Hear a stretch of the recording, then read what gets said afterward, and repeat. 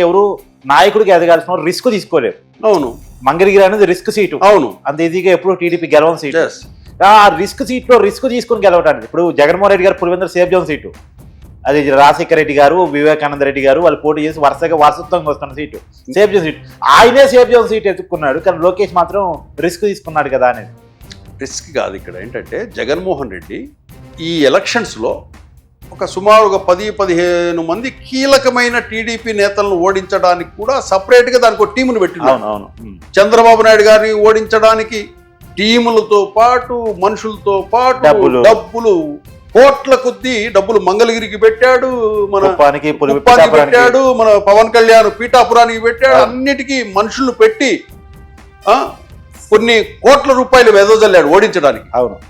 కానీ అప్పటికే ఎన్ని కోట్లు పెట్టినా ప్రజలు అప్పటికే వేసారిపోయినారు జగన్మోహన్ రెడ్డి పాలనతో. వీళ్ళు ఏం చేశారు, ప్రజలు గంప గుత్తగా కూటమి గుద్దిపారేశారు. జగన్మోహన్ రెడ్డి కూడా ఎక్స్పెక్ట్ చేయలే.